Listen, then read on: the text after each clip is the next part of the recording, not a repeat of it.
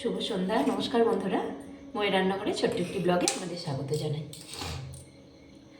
আজকে আমি করব এইভাবে যে ছোট্ট ছোট্ট আলু, এখন নতুন আলু বাজারে এসেছে, এই আলু দিয়ে আলুর দম বানাবো। তাই আলুটাকে প্রথমে প্রেসারে দিয়েছি, একটু সামান্য লবণ দিয়েছি, দিয়ে এটাকে একটুখানি বয়েল করে নেব।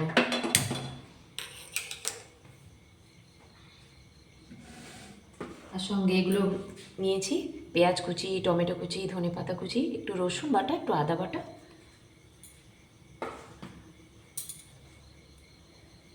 আলুটা একটু বয়েল করে নিই। আলুটা একটু সেদ্ধ করে নিয়েছিলাম, সেদ্ধ করার পরে খোসাগুলো তুলে নিয়েছি, তুলে নিয়ে এবার আলুটাকে একটু কড়াইতে সাদা তেল দিয়ে সামান্য হলুদ দিয়ে আলুটাকে একটু ভাজা করে নেব।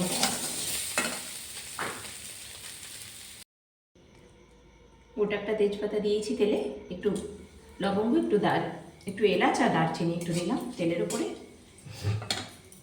এবার একে একে কুচিয়ে রাখা পেঁয়াজ কুচি প্রথমে তেলের উপরে দিয়ে দেবো।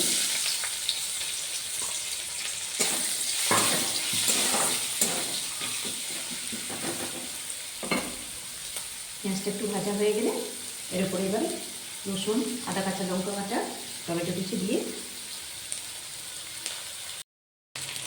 পেঁয়াজটা ভাজা ভাজা হয়ে গেছে, হালকা ব্রাউন হয়ে গেছে। এবারে রসুন বাটাটা দিয়ে দেবো।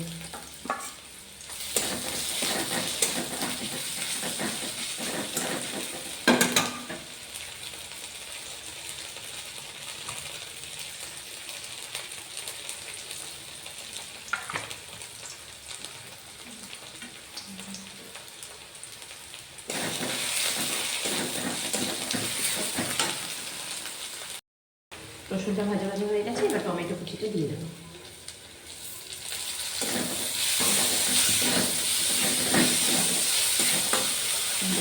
নাড়াচাড়া করে আদা, কাঁচা লঙ্কা বাটা দিয়ে দেবো। এটা দেওয়ার পরে একটু কাশ্মীরি মির্চ দেবো,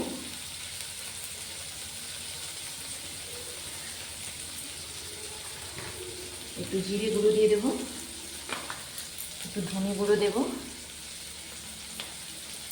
একটু মৌরির গুঁড়ো দেবো, একটু কাসুরি মেথি গুঁড়ো করে রাখা অল্প করে দিয়ে দেবো।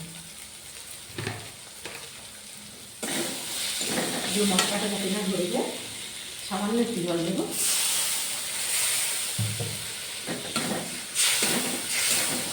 এটা একটু কষিয়ে নেব।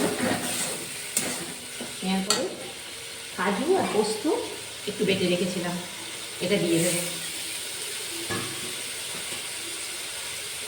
মিক্সির বোল দেওয়া জলটা একটু দিয়ে দেবো। একটু টমেটো সস অ্যাড করবো।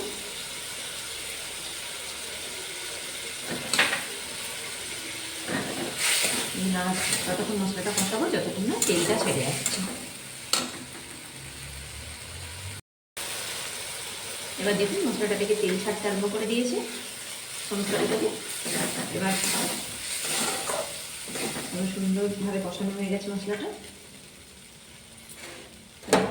আলুটা দিয়ে দেবো এরপরে।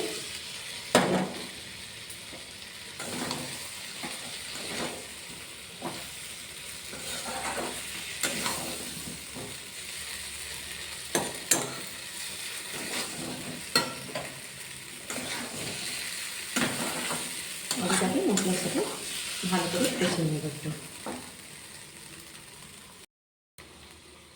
স্বাদ মতো একটু সামান্য চিনি দেব।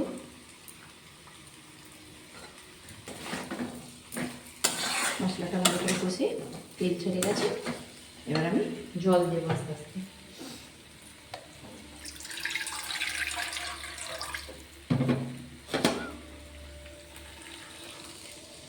সেমি ফ্লেমে থাকবে অল্প করে, তাই এটা খুব বেশি জল দেবো না।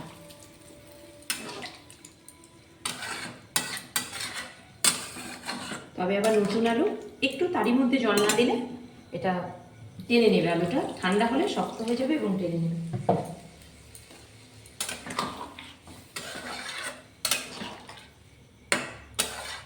লবণটা একটু টেস্ট করে নেব।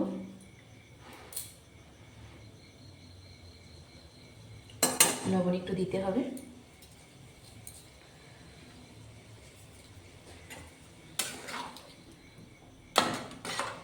এবার এটাকে একটু উঠতে দেবো, দিলেই আলুর দম রেডি হয়ে, আলুর দমটা পুরোপুরি রেডি হয়ে গেছে একদম। এইভাবে একটু গ্রেভি রাখতে হবে, কেন কি এটা নতুন আলু, নাহলে সমস্ত টেনে নিয়ে শুকনো হয়ে যাবে একদম।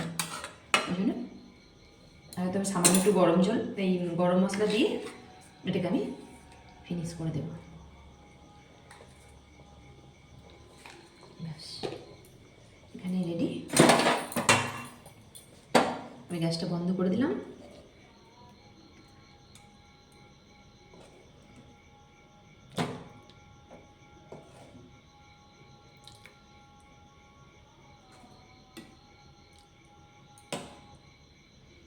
এই ঝোলটা আরও খানিকটা টেনে নেবে। এই ধরনের রাতে রুটির সঙ্গে খাওয়ার জন্য বা লুচি পরোটা যে কোনো কিছুর সাথেই আলুর দমটা খাওয়া যাবে। আর বন্ধুরা, এই যে আটা মেখে নিয়েছি আজকে আলুর দমের সাথে। রোজ রোজ কি রুটি খেতে ভালো লাগে একই রকম রাত্রে? তো এই রুটিটাকে আমি একটু অন্যরকমভাবে বানাবো, আপনাদের দেখাবো সেটা। প্রথমে মাখাটা থেকে আমি অল্প একটা লিচি কেটে নেব।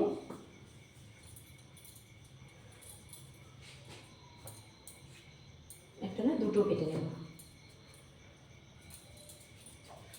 এইভাবে গোল করে নিলাম। এগুলোকে বেলে নেব একটু, এটা রুটির আকারেই বেলে নেব।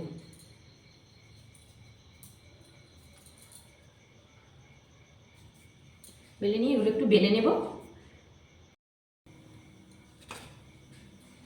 যে বন্ধুরা, রুটিটা বেলে নিয়েছি আমি। এখানে একটু এর উপরে গুঁড়োটা মুছে নেব, নিয়ে এর উপরে অল্প একটু সাদা তেল ছড়িয়ে দিয়ে একটা হাত দিয়ে আমি পুরো ঠিক করে লাগিয়ে দেব। দিয়ে এর উপরে অল্প একটু সাদা তিল আমি ছড়িয়ে দেবো এই রুটিটার উপরে। সাদা তিল, অল্প একটু জোয়ান, কাঁচা জোয়ান বা রেডি করা জোয়ানও হলে কোনো অসুবিধে নেই। তার উপরে একটু পেঁয়াজ কুচি দেব, একটু টমেটো কুচি, সব অল্প অল্প করে একটু দিলাম।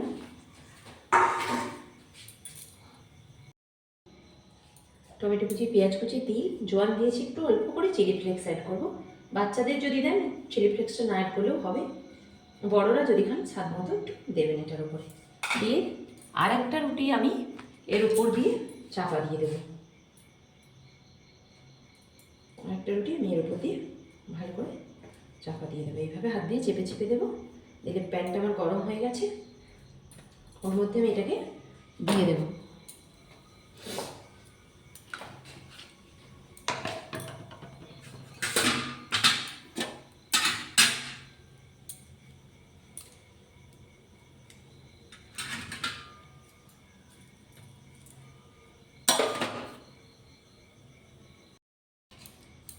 এভাবে রুটিটা এপিট ওপিট ভেজে নিয়েছি। এবার অল্প একটু তেল সাইড দিয়ে আর ওপর দিয়ে একটু দিয়ে দেবো, দিলে এটা সুন্দরভাবে আরও ভালো হয়ে যাবে।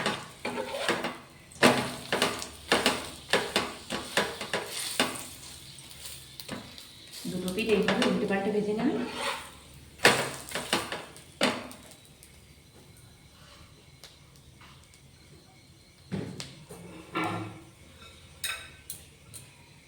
নিলেই রেডি সুস্বাদু পরোটা।